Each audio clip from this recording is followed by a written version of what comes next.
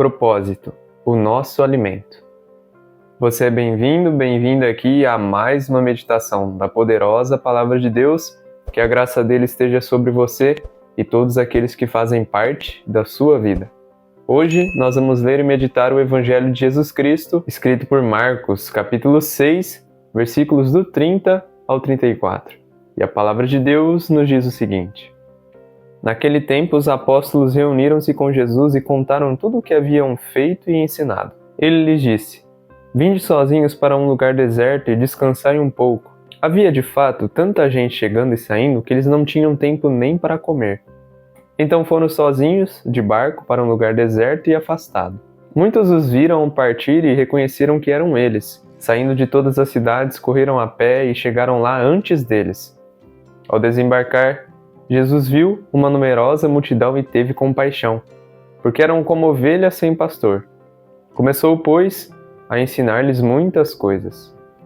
O evangelho de hoje que nós estamos lendo aqui, ele vem retratar para nós a chegada dos discípulos após o envio que Jesus tinha feito para eles pregarem e ensinarem o evangelho pelo caminho que eles foram enviados. Nós vemos aqui que ao eles chegarem, eles vão diretamente contar para Jesus tudo o que tinha acontecido com eles durante essa missão, essa jornada, esse chamado que Jesus tinha feito para os discípulos. Jesus, notando que essas pessoas, que os seus discípulos estavam cansados e com fome, chamou a eles para que eles viessem num lugar sozinhos, à parte, para descansarem e poderem comer.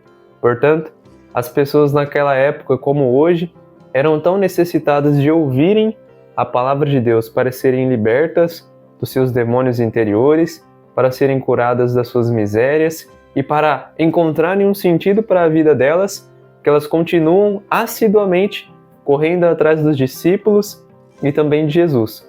No entanto, o Evangelho nos retrata que eles percebem que eles estavam saindo de lugar e logo após eles conseguem chegar no destino em que Jesus e seus discípulos estavam indo. E então, acontece que Jesus vê aquelas pessoas daquela situação como ovelhas sem pastor e sente uma compaixão dela. E mesmo na limitação humana, na fome, no desejo de descansar, Jesus para ensinar aquelas pessoas. E o que eu quero te mostrar com esse trecho do Evangelho de hoje é que quando nós fazemos aquilo que é o nosso propósito nos alimenta. De fato, o nosso propósito nos alimenta e nos traz como combustível e energia continuar vivendo apesar dos limites e dos cansaços humanos que nós temos nessa condição que nós vivemos aqui hoje no mundo. Por isso o Evangelho nos ensina que nós precisamos buscar o nosso propósito de vida, encontrá-lo com Deus para que nós possamos continuar fazendo, mesmo quando nós não tivermos motivação nenhuma para fazer. E para você entender, eu vou fazer uma comparação aqui com duas coisas do mundo. Na vida, ou você trabalha fazendo o que você gosta, ou você aprende a amar o que você faz. Porque para analisar comigo. A gente tem 24 horas, certo? Você dorme 8, em média, 8 horas. 8 horas você passa trabalhando, certo? Então, 8 horas dormindo é como se você não estivesse vivendo. 8 horas trabalhando são 8 horas que você está vivo, porém no trabalho.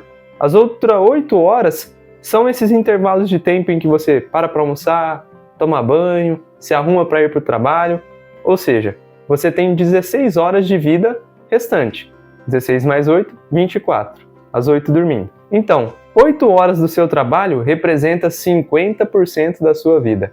Se você não faz o que gosta e se você não ama o que faz, provavelmente você vai viver 50% do tempo da sua vida insatisfeito.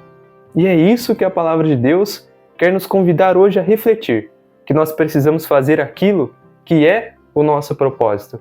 Portanto, nós passaremos a amar aquilo que nós fazemos e também nós passaremos a fazer aquilo que nós gostamos. O nosso propósito de vida está intimamente ligado com aquilo que a gente tem medo e que a gente tem os nossos bloqueios.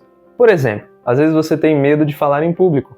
Talvez esse seu bloqueio tão de timidez assim está ligado diretamente com o seu propósito, o propósito que Deus estabeleceu para a sua vida. E então, quando você descobrir esse propósito e você começar a minerar, a lapidar esse seu propósito, que provavelmente ele vai ser acompanhado de um dom, você vai conseguir viver, vai conseguir trabalhar mesmo sem ter motivação e mesmo quando você estiver cansado.